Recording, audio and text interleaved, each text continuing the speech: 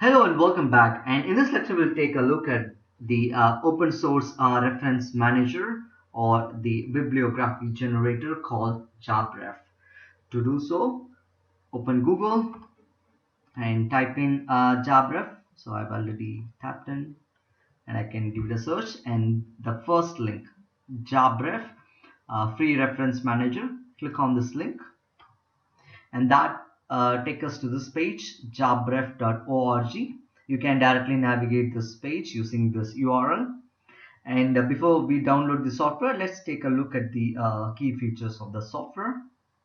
And this is a sample screen shot of the software and some documents incorporated into the JabRef to generate bibliography. And this is the different files, and you could see it sorts based on the alphabet or based on the name. And it also has got the details of the years and something related to the software. And these are the different what do you call it, journal papers, the particular example, the person who created the example have put in. And this is what we will be discussing in detail in the next lecture, but this is all about the JabRef. So why we need a reference manager? The reason is that like we'll be submitting our manuscript to multiple journals. We will be looking into different journals, and the different journals have their own referencing schemes or formats.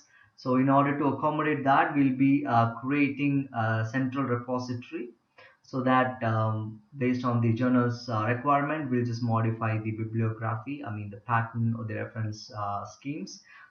To do so, we need a software. So before that, honestly, I've used Microsoft Excel to sort data, or like we use Excel VBA to mimic or to provide what do you call the intended output. But JabRef makes our work very easy. The complicated stuff which we do early gets reduced, or it is kind of a more an automated stuff rather than like you need to have a code to bring down this particular string. This is the thing, this should be this line, and this should be in italics, and it should be in bold, and so on. So one of the important thing about JabRef is 100% free. It's an open source, so you can install it in any machines, and you can so these are the key features. Like we'll be talking about this in much detail. So very important thing is we'll be using LaTeX some point of our time. So JabRef has got what do you call a bibliography generator called BibTeX, and that is associated with LaTeX. So native BibTeX and BibLaTeX and all other stuffs related to LaTeX can be generated using JabRef. That's a one wonderful thing. I'll discuss in detail about the LaTeX and the BibTeX later on, but as of now, this is a key feature.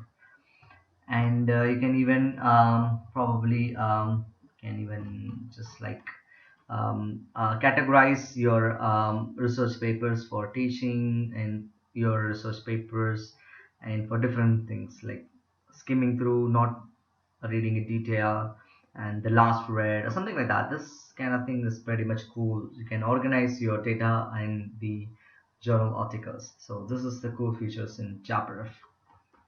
And I can go to the user document. So this is the user document, and very much important thing is if you have a GitHub account, you can directly edit this, or you can download this as an PDF.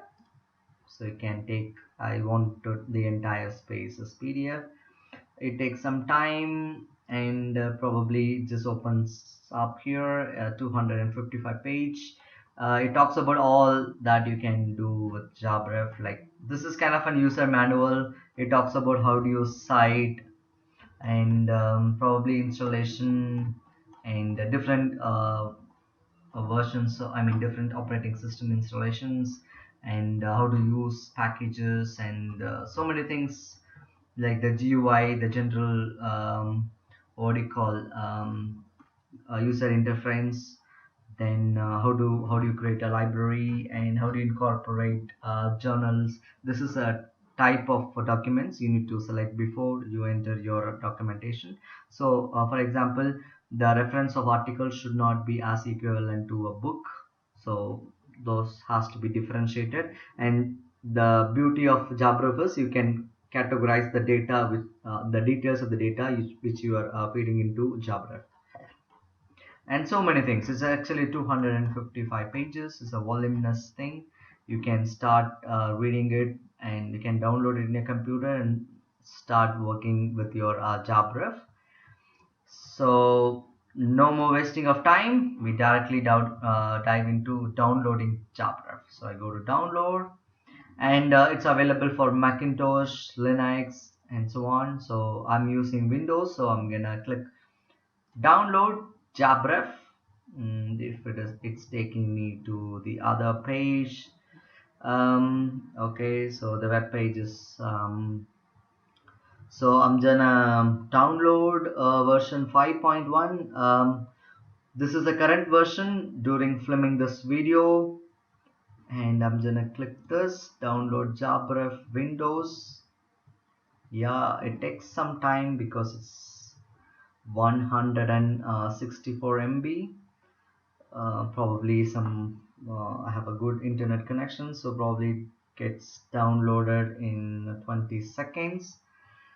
So we'll come back to this a little later. So now let's dive into JabRef.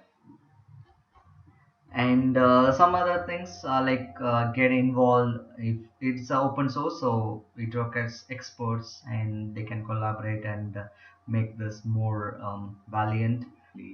I think the download is complete. Yeah, now I click. It's just like a regular installation, so it doesn't take much time.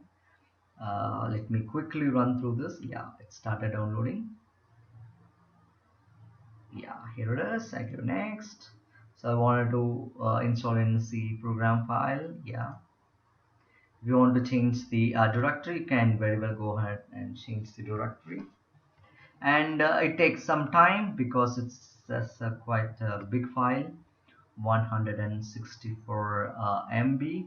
It takes some time, and I'll pause the video. So on the flip side of the video, this will be installed, and we'll come back another couple of minutes time.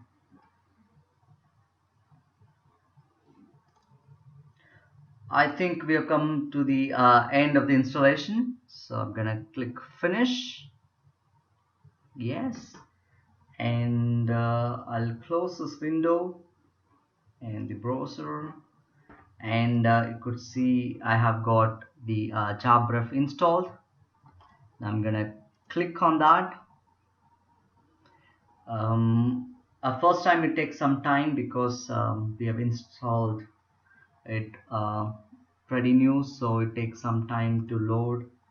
Once you used to it, it will start very quickly once you click on the icon. So let's wait for some time. Yeah, here it is. And this is the GUI of JabRef. In the next lecture, we'll talk about how do we incorporate journal articles, the details of the journal articles. And we can also embed journal articles inside that. We can embed the link, or you can even provide the folder details into this JabRef, so the JabRef remembers that, and that will be taken corresponding to your particular journal details. And that's it for today's lecture. I hope you really enjoyed this video. Have a great day. Bye bye.